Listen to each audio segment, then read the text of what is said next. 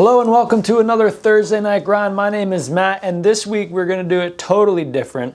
In a few moments, I'm going to go to the computer with you, and I'm going to show you some numbers that should help illustrate the power of having a side hustle and the downstream effects of using revenue towards paying down a debt. And I'm going to use a mortgage, my mortgage, as an example.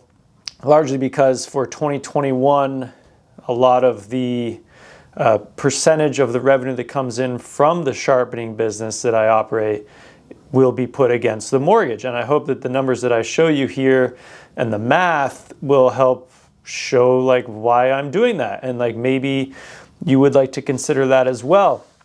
And before I do, just in case we haven't met before, I am the host at the Guild of Professional Sharpeners. And we're a community of people who are starting and building sharpening businesses, serving our communities. And well, there are a few of us in the guild that are full-time, and whatever that looks like for each individual. Many of us are just doing it nights and weekends, and we're generating a little bit of extra money. And here's one way that you could allocate that money that could have pretty drastic effects on the future. And so without further ado, if you're interested in that, check out guildofsharpeners.org. And either way, I'm going to make this spreadsheet available to you, so look in the description below. And then as we're going through it, you can tune it to your own situation if you want. But yeah, so let's take a look. Okay, so I'll tuck myself down here in the corner, and let's just orient ourselves to this spreadsheet. And it all starts over here on the left-hand side. I'm going to try to be like respectful of your attention span, but also go through enough detail so that this will make sense. These numbers here, the mortgage interest rate and your starting loan balance, you're going to have to put those in. Those all feed future calculations. The date range, so just put in like when your mortgage started. Don't use today's date. Like go back to your mortgage, like log online and get all these numbers because it matters. But anyway, your start date there, and then just add them up until your end date for whatever term your mortgage was. And then the next thing to just be aware of is this is a payment function. I'm not going to bore you with that, but you can go search the PMT function for Excel and you can figure out which each one of these are. You'll see that they are calling just these two boxes, your initial loan balance and your interest rate. So what gets calculated out from that will be first, let's say your interest. And this column here is going to be dependent on your interest rate and your loan balance. So as you go down, you'll see that your loan balance will go down, so the amount that goes towards your interest will go down. And then your principal, what you pay towards your principal, is just the difference between what that PMT calculation was and the interest rate. But I've added this little thing for additional monthly principal. So right now this first column is you just make the minimum amount, right? Like you do what you're told, you make the minimum amount. And then what I have calculated here is the total interest paid over the life of the loan, which is going to be just the sum of all of these in the interest column, and then the total principal paid,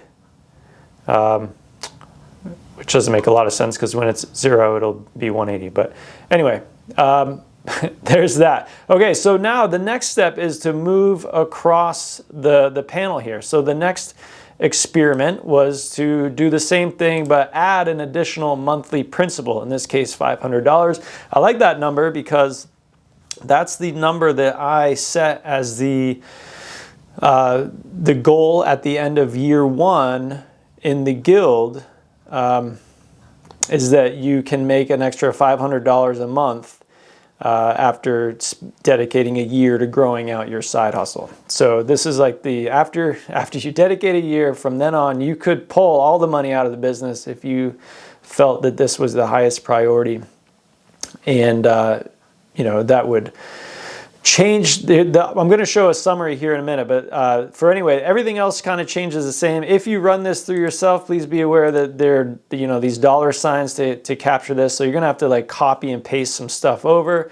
You're going to have to adjust that in the principal column that it calls the right number. But anyway, so then I just did the same thing, copy, paste 1,000. And then the other thing, just so you know, is I manually removed after the last payment, like when it goes negative, I removed I just deleted all of the other things, right? So this, you'll see like it's, significantly shorter here. And then if we pay an additional $1,000 a month, it's shorter and so on. So I had to kind of fat finger that. I thought about doing like a find function and having it all do it out, but for what I needed, it didn't matter. And if you want to do that, you can, but this is enough to illustrate a point. So anyway, 500, an additional $1,000 per month dedicated to principal, and so on. I might have not mentioned the escrow. That should be something that you have in your initial loan documents as well. Your monthly escrow, which goes towards insurance and taxes and PMI if you are still paying PMI. Okay, so let's go to the summary. Here's where it gets fun. So additional contributions, 0. It's a 30-year loan, and I pay $106,000 in interest over the life of the loan. This is the magic right here. If I pay an extra $500 a month, which is reasonable, right? Like it's very reasonable. The life of the loan gets cut in half, and look at how much less interest I pay. That's huge. Like that's real money, right? Now you get diminishing returns as you go up in payments, but it's still legit. Like if you were to make an additional $2,000 towards your principal every month, you cut your loan down to 6 years. And that's a tall order, right? Like $2,000 is real money.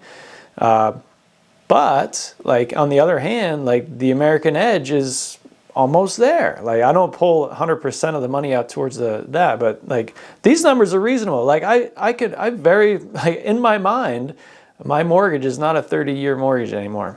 It's 10 or less. That's what I'm shooting for right now.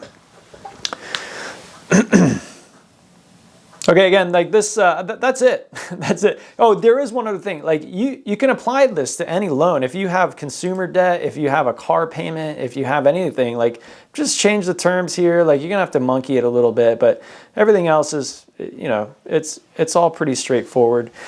And you can figure out, like, I would do this before taking out a loan too. Like I'm fairly certain that we all don't fully understand the numbers when we take out a loan on anything. So I hope that this helps you. And again, I'm making this available. If you look in the description to this video, I will include a link for you to access this spreadsheet. Before I sign off, I want to share this little like rant that's been going on in my head. So like if you hang on for a minute, I have this saying, right? Like everybody wants the golden egg, but no one's willing to raise the goose. And I feel like right now I'm selling this fertilized goose egg, and I'm like, here's a goose egg. This is the analogy is the guild. Like here's the goose egg. It's fertilized. It's good to go. You need to incubate it, and you need to have the right temperature. You got to take care of it. I'll tell you how to do the whole thing. In fact, I've built a course, and everything you do, follow the stuff in the course. If you have questions, ask anytime.